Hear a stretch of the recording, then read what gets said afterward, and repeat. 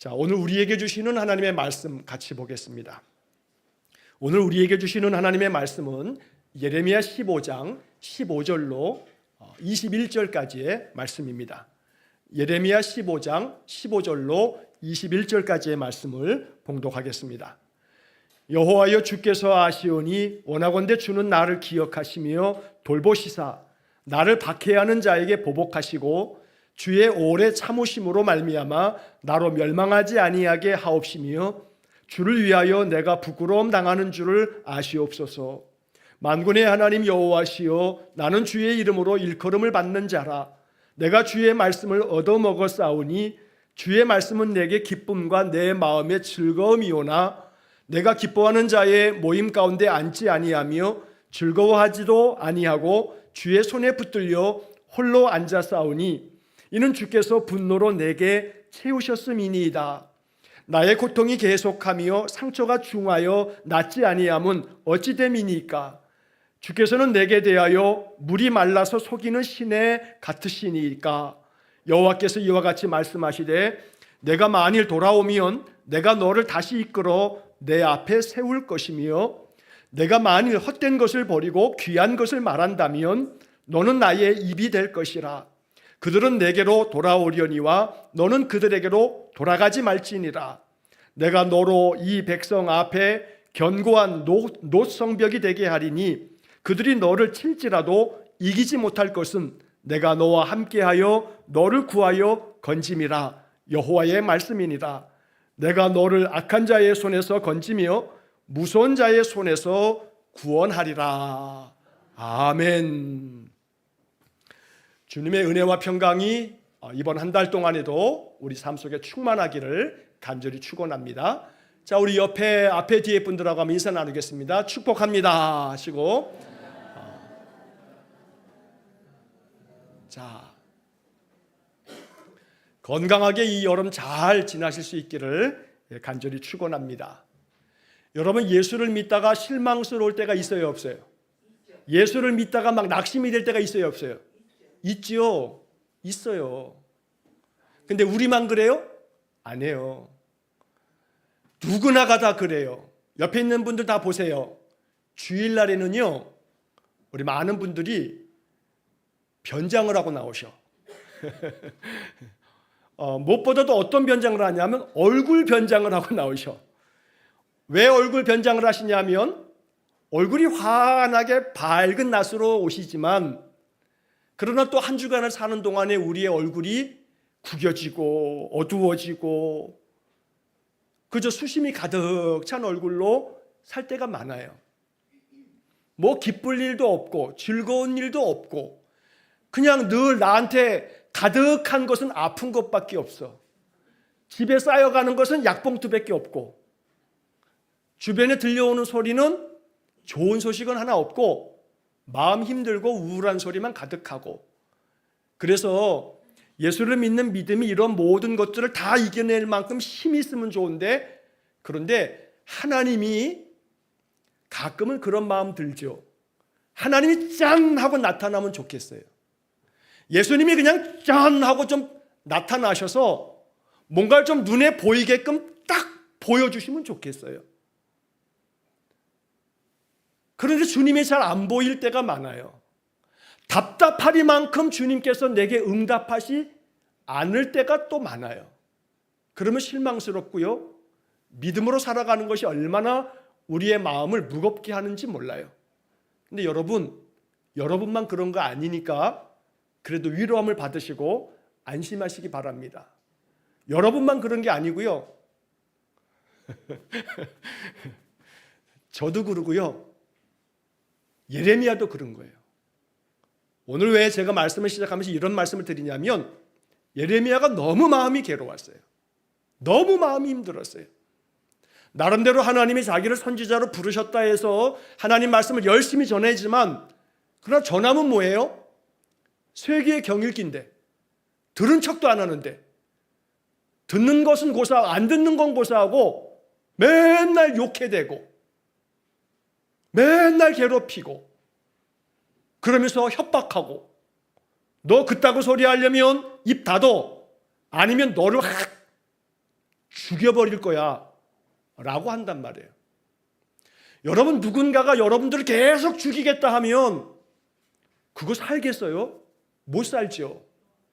그런데 예레미야의 마음속엔 이게 다 누구 때문이에요? 하나님 때문인 것 같은 거예요. 하나님 때문인 거예요.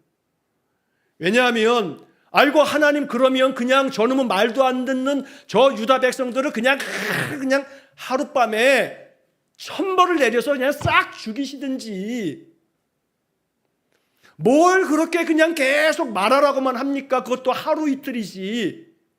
예레미야가 사역을 한 게 몇 년이라고요? 40년에서 50년. 40년에서 50년 동안에 예레미야가 하는 모든 얘기는 너희들 망해, 너희들 하나님께 돌아와, 너희들 이대로 살면 안 돼 하고 맨 남유다 백성들을 책망하는 얘기뿐이에요. 그러니까 사람들이 그 예레미야의 말씀을 좋게 듣겠냔 말이에요. 3, 4일도 아니고 뭐 서너 달도 아니고 3, 4년도 아니고 아이고, 말하는 것도 기네. 3, 40년, 50년 동안. 그러니까 그 괴롭힘이요, 우리가 지금 예레미야서를 이렇게 읽고 있으면서 뭐 한 50장 넘게 52장까지 읽어도요, 이건 장수로는 52장이지만 예레미야는 50년 가까이 이 말씀을 전하면서 뭐 반응이 있어야죠. 결과가 있어야죠. 50년 넘도록 아무리 얘기해도 소용없으면, 그런데 자기에게 찾아오는 것은 협박이고 자기를 괴롭히면서 감옥에 자기를 쳐놓고 온갖 고통을 당하게 되면 예레미야의 마음이 원망이 안 생기겠냔 말이에요. 예레미야의 마음에 원망이 담겨져 있는 말씀이 오늘 본문의 말씀이에요. 그래서 어찌 보면 오늘 본문의 말씀에서는 예레미야가 너무나 인간적인 그런 한 사람으로 비춰져요. 그래서 오늘 이 15장의 10절부터 21절까지 말씀을 읽다 보면 예레미야가 너무 그렇게 애처로운 마음이 들어요. 참 마음이 짠해요. 예레미야의 마음이 참 이런 마음이었겠구나 하는 생각이 든단 말이에요. 오늘 15절부터 말씀을 읽었지만 여러분, 매일 성경 오늘 읽을 본문이 10절부터인데 여러분 성경의 10절을 말씀 한번 보시기 바랍니다. 여러분 가진 성경의 10절 말씀해 보면 15장 10절에 예레미야가 이렇게 말을 시작합니다. 내게 재앙이로다. 이 예레미야의 말이에요. 나에게 정말로 재앙입니다 말이에요. 나의 어머니요, 어머니께서 나를 온 세계에 다투는 자와 싸우는 자를 만날 자로 낳으셨도다. 자, 이 말이 뭐냐면 어머니 왜 나를 낳으셨어요? 이 말이에요. 왜 나를 낳으셔가지고 내가 이렇게 사는 내내 내가 만나는 사람이라는 것이 고작해야 나랑 싸우겠다고 달려드는 사람, 나랑 늘 다툼을 벌이는 사람들, 이런 사람들만 내가 이렇게 계속 만나는 이런 인생을 살고 있으니 어머니 왜 나를 낳으셨어요? 내가 구워주지도 아니하였고 사람이 내게 꾸이지도 아니하였건만은 다 나를 저주하는도다. 이게 예레미야의 아픈 마음이에요. 그래서 예레미야는 너무나 가슴 아픈 심정으로 어머니가 나를 낳은 것 자체에 대해서 너무 한탄스럽다고 말하는 거예요. 개역개정 성경보다 세번역 성경은 이 10절 말씀을 아주 참 기가 막히게 번역했어요. 한번 들어보세요. 아, 어머니 원통합니다. 왜 나를 낳으셨습니까? 온 세상이 다 나에게 시비를 걸어오고 싸움을 걸어옵니다. 나는 아무에게도 빚진 일도 없고 빚을 준 일도 없는데 모든 사람이 다 나를 저주합니다. 그래서 이 예레미야는 어머니가 자기를 낳은 것 자체가 원통하다고 세번역 성경은 번역하고 있는 겁니다.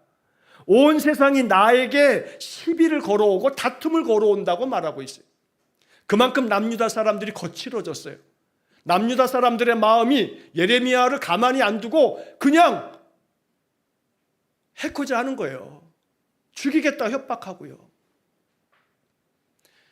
상황은 다릅니다만 여러분, 뭐 요즘 뉴스만 틀면 겁나잖아요. 뉴스가 뭐예요? 새로운 소식인데, 뉴스 새로운 거예요? 이 새로운 소식이라는 것들이 다 뭐 얼마 전에 저 서울에서 그냥 막 칼로 찔러 죽이더니 이번에는 뭐 10여일 만에 또 저 분당에서 또 막 칼로 사람을 찔러서 사망자가 나오고, 아무런 관계도 없는 사람들인데도 말이에요. 사람들의 마음에 지금 뭐가 쌓여 있어요? 그냥 분노가 쌓여 있어. 사람들의 마음에 그 쌓여 있는 것들이 악한 것들만 쌓여 있어요. 그러니 세상의 뉴스를 바라보게 되면 모든 사람들의 마음 속에 죄와 악이 아주 겹겹이 쌓여 있어서 그 악한 마음, 그 분노의 감정, 자신의 인생의 삶에서 그 거친 마음들이 쌓이다가 나중에는 마치 마그마가 터져서 화산이 폭발하듯이 사람들의 마음과 감정들이 막 폭발하고 있어요. 길을 가는 것도 요즘에 무서워가지고, 여러분 뉴스 보셨지요? 요즘에 호신용품들이 아주 겁나게 팔린다는 거 아닙니까? 누가 와서 그냥 칼을 찌를지 모르니까 뭐 그냥 가스 스프레이도 막 사람들 막 사가지고, 어느 뉴스 보니까는 어느 곳에, 서울에 어디에 길에 이렇게 그 뭐 후추 스프레이나 그 작은 것들을 막 쌓아놓고서 사람들 가져가라고 이렇게 해놓은 것도 사진으로 이렇게 올라온 거 있더라고요. 그러니 사람들의 삶이 이만큼 끓어오르고 있어요. 마음속에 배출될 때를 알지 못하니까, 힘이 들고 괴로운 마음을 배출할 곳이 없으니까 아무나 갖다가 그냥 붙잡아서 막 자기의 그 상하고 거친 악한 마음들을 쏟아내고 있는 거 아니겠습니까? 자기만 힘드나, 나쁜 놈의 새끼. 그죠? 뭐 힘든 건 자기만 힘드나? 그러나 오늘 이 예레미야의 탄식을 보면요, 2600여 년 전에도 자기들의 악한 것들은 생각지 아니하고, 당신들 그렇게 악하게 살다가는 하나님께로부터 징벌을 받아서 다 나라가 망할 것이요, 이 땅이 황폐해지고 이 땅이 다 불태워지고 포로로 잡혀갈 겁니다 라고 하는 얘기 앞에 이 예레미야에게 시비를 걸어오고 싸움을 걸어옵니다. 그러니 어머니 왜 나를 낳으셨습니까? 하고 예레미야가 탄식하고 있더란 말이에요. 자, 그러한 탄식 가운데 하나님께서 그나마 예레미야에게 하시는 말씀이 11절 말씀에 뭐라고 말씀하시냐면, 여호와께서 이르시되 내가 진실로 너를 강하게 할 것이요 너에게 복을 받게 할 것이며, 내가 진실로 내 원수로 재앙과 환난의 때에 내게 간구하게 하리라 말씀하시면서 예레미야를 위로해 주고 있어요. 오늘 우리가 살아가는 이 세상 속에서 필요한 것은요, 위로예요. 위로가 필요해요. 정말로 우리의 이 쌓여가는 이 마그마 같은 이 괴로운 심정들을 누군가 위로해 줄 때, 위로함을 받을 때에 그 끓어오르는 것들이 좀 식어지지 않겠습니까? 오늘 우리의 삶 속에 가장 참된 위로는 주님께로부터 나오는 위로예요. 어떨 때는 사람의 말도 다 하나도 안 들릴 때가 있어요.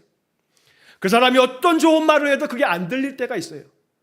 너는 내 형편 모르잖아, 너는 내 괴로움 모르잖아 라고 하니까 사람들의 말도 귀에 안 들릴 만큼 괴로울 때가 있단 말이에요.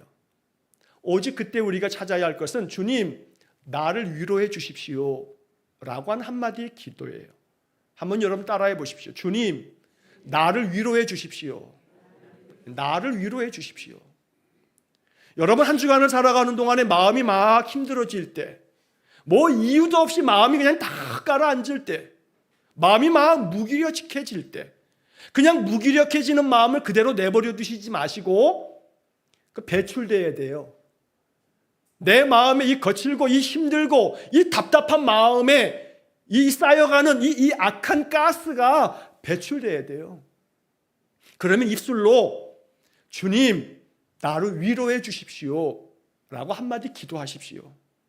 소리내서 기도하십시오. 주님 나를 위로해 주십시오.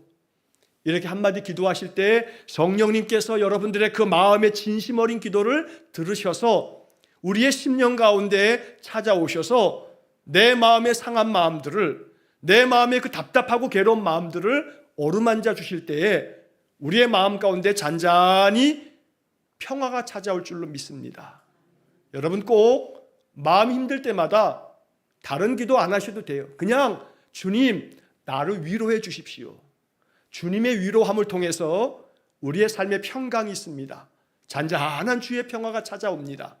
주님, 나를 위로해 주십시오.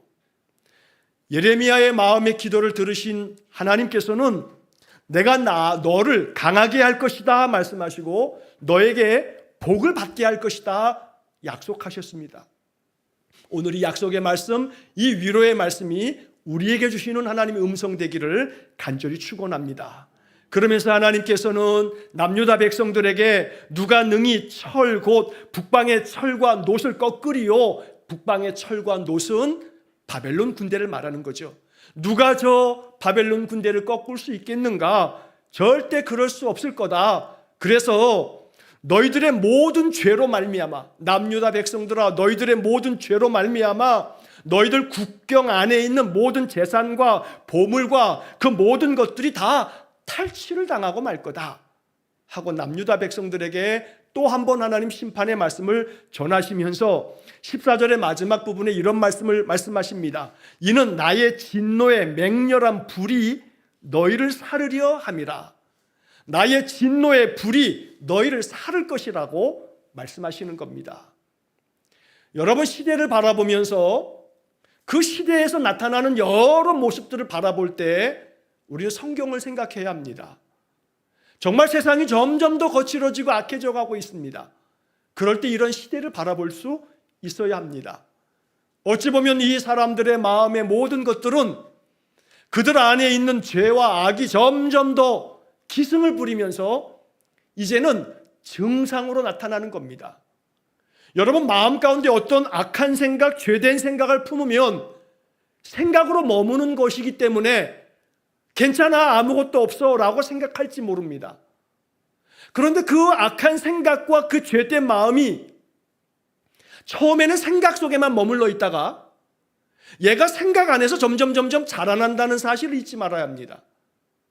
이게 점점 자라나다가 임계점이 되면, 끓는 점이 되면 그때 나타나는 겁니다. 물이 그저 가스 위에 딱 올려놔서 물을 끓이면 99도가 될 때까지는 얘는 아무 반응이 없습니다. 이 99도가 100도로 딱 넘어가는 순간 얘는 막 거품을 막 뽀글뽀글 하면서 더 많은 수증기를 만들어내면서 끓어오르게 됩니다.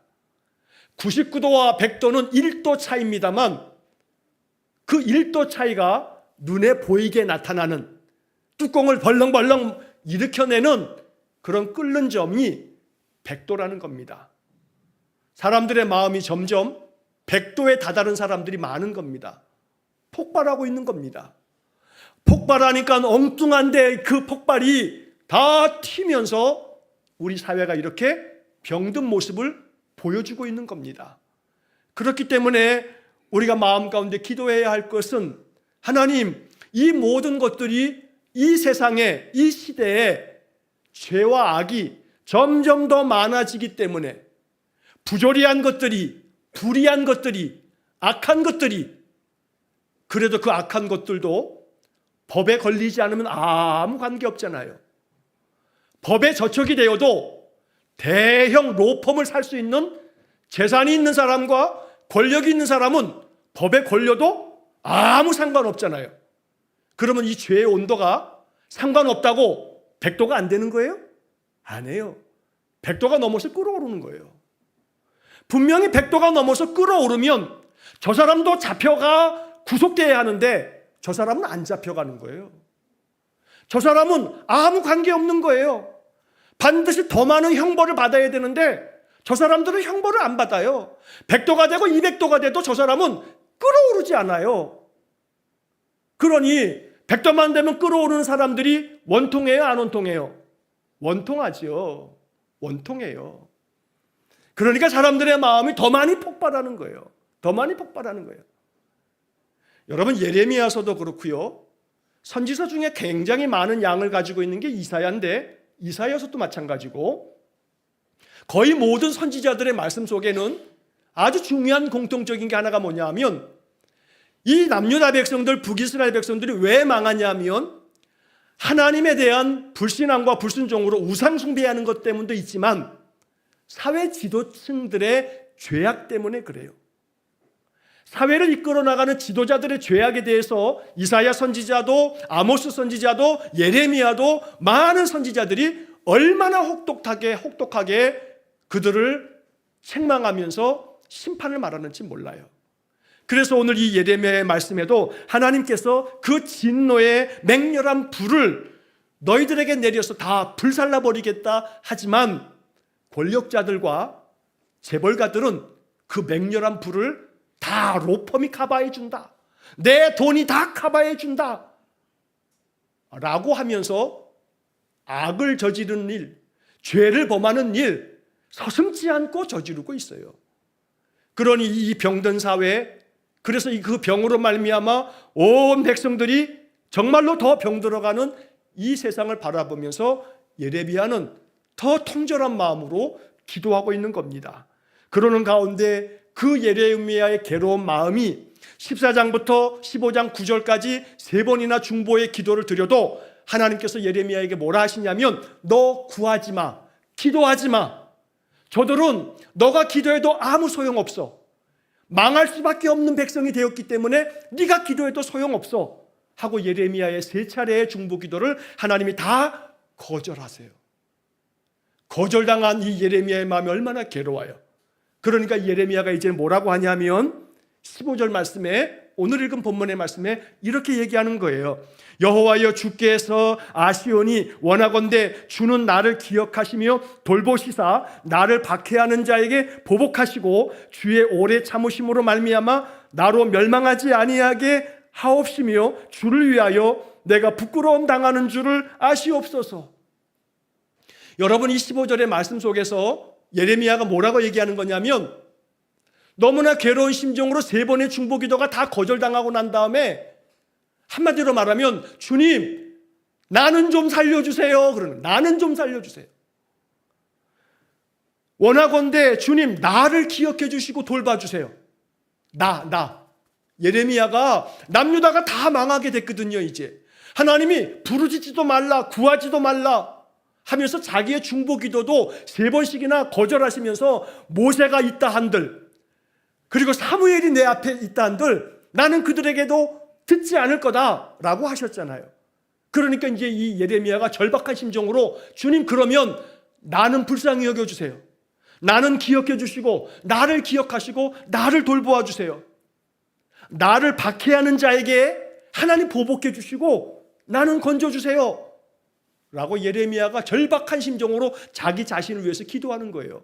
그런데 이 기도 가운데 마지막 부분이 하나님의 마음을 건드렸는 것 같아요. 뭐라고 하냐면, 마지막에 뭐라고 하냐면 주의 오래 참으심으로 말미암아 나를 멸망하지 아니하게 하옵시며 그 다음에 마지막 구절, 주를 위하여 내가 부끄러움을 당하는 줄을 아시옵소서. 와, 예레미야가 지금 뭐라고 하는 줄 아시겠어요? 주님, 내가 이렇게 수치를 당하고 내가 이렇게 박해를 당하고 이거 다 누구 때문인 줄 아세요? 주님 때문이에요. 내가 주님을 위해서 이렇게 부끄러움을 당하는 줄 좀 아십시오 하고 하나님 앞에 쏘아붙이는 거예요. 괴로운 마음에. 내가 뭐 때문에 이런 생고생을 합니까? 주님, 왜 나를 선지자로 부르셔가지고 뭐 듣지도 않는 이 사람들한테 왜 나한테 가서 얘기하라고 합니까? 다 주님을 위해서 내가 이렇게 고난을 당하고 있으니 이거 주님 좀 아셔야 되지 않습니까? 라고 예레미야가 하나님 앞에 막 소리치는 거예요. 그러니까 그 다음 구절에서 하나님께서 이렇게 말씀하세요. 만군의 하나님 여호와시여, 나는 주의 이름으로 일컬음을 받는 자라. 내가 주의 말씀을 얻어먹었사오니 주의 말씀은 내게 기쁨과 내 마음에 즐거움이오나 내가 기뻐하는 자의 모임 가운데 앉지 아니하며 즐거워하지도 아니하고 주의 손에 붙들려 홀로 앉았사오니 이는 주께서 분노로 내게 채우셨음이니이다. 자, 여기서도 지금 예레미야가 하나님 앞에 자기 마음을 막 토로하면서 나는 주님의 이름으로 일컬음을 받는 자입니다. 나를 선지자로 세우신 거 아닙니까? 그래서 내가 주님의 말씀을 늘 즐거워하고 그리고 늘 주의 말씀을 기쁨 가운데 받아들이며 내 마음의 즐거움으로 말씀을 받았습니다. 그뿐만이 아니고 기뻐하는 사람들, 즉 나에게 조롱하며 막 나를 희롱하는 그런 사람들, 그리고 세상 것을 따르면서 즐거워하고 기뻐하는 사람들, 그러한 사람들 가운데 내가 있지 아니하고 오직 나는 주님의 말씀에 대해서만 기뻐하고 즐거워하면서 살아가고 있는데, 그런데 이제 주님 나를 주의 손으로 나를 붙들어 주셔서 나를 홀로 있지 말게 하시고 나를 붙드사 주님께서 나를 은혜 가운데 지켜주시되 내 안에 분노로 나를 채우지 말아 주십시오. 그런데 이제 지금 이 17절 마지막 부분에 주께서 분노로 내게 채우셨음이니이다. 그러니까 예레미야는 나에게 왜 분노를 채우십니까? 내가 주님을 위해서 이렇게 악을 행하는 자와 함께하지 아니하고 주님의 말씀을 즐거워하면서 살아가고 있는데 왜 나에게 분노를 채우십니까? 그리고 마지막 18절에서 나의 고통이 계속하며 상처가 중하여 낫지 아니하면 어찌 됨이니까? 주께서는 내게 대하여 물이 말라서 속이는 시내 같으시니이다. 자, 이 18절의 말씀에서 또 한 번 예레미야의 하나님에 대한 그 원망의 마음이 이 속에 또 한 번 나오고 있습니다. 나의 고통이 계속되고 상처는 점점 더 중해지고 낫지도 아니하고 이거 왜 그럽니까 하나님? 그러면서 주께서 나에게 대해서 물이 말라서 속이는 시내 같으시리까? 물이 말라서 속이는 시내, 이 부분을 새번역 성경은 이렇게 번역을 합니다. 주님께서는 흐르다가도 마르고 마르다가도 흐르는 여름철의 시냇물처럼 도무지 믿을 수 없는 분이 되셨습니다.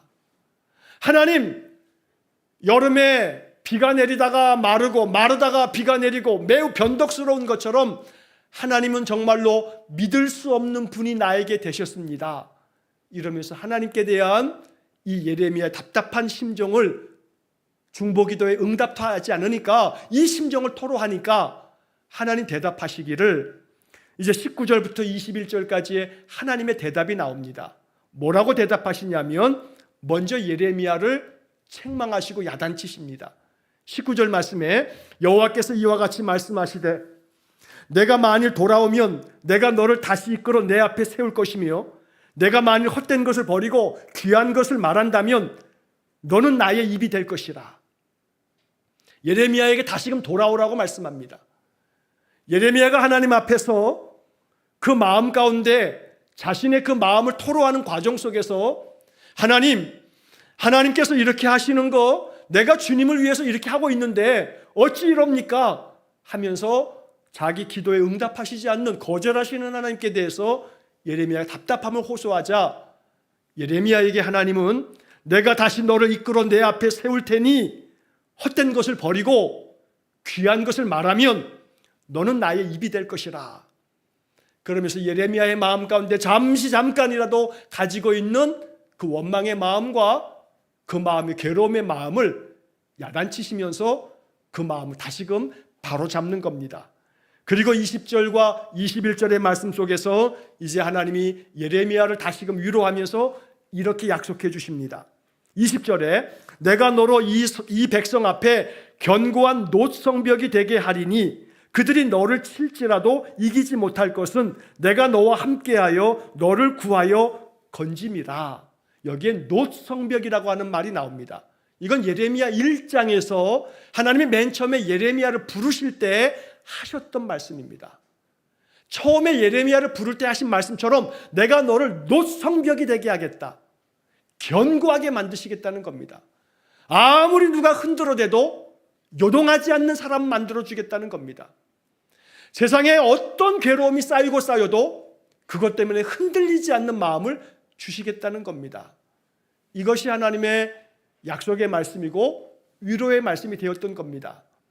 오늘 이 성경의 구절들 속에서 우리의 마음속에 하나님 예레미야를 놋성벽이 되게 하겠다 말씀한 것처럼 내 마음도 놋성벽이 되게 해주십시오 라고 기도하는 견고한 신자가 되시기를 간절히 축원합니다.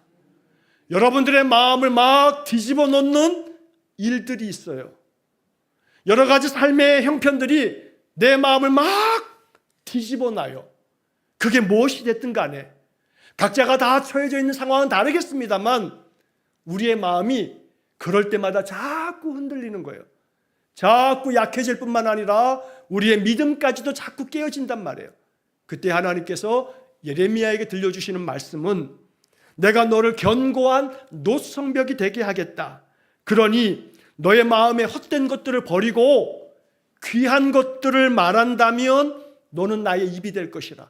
귀한 것을 말한다면 여기에 답이 있습니다. 귀한 것을 말한다면 너는 나의 입이 될 것이라. 그래서 내가 너를 견고한 노성벽이 되게 하겠다. 언제나 우리의 마음에서부터 귀한 것들이 내 입에서 나오는 그런 복된 삶이 되시기를 간절히 축원합니다. 하나님께서 이 예레미야가 나를 기억해 주시고 나를 돌보아 주십시오라고 기도할 때 하나님의 대답은 바로 이것입니다.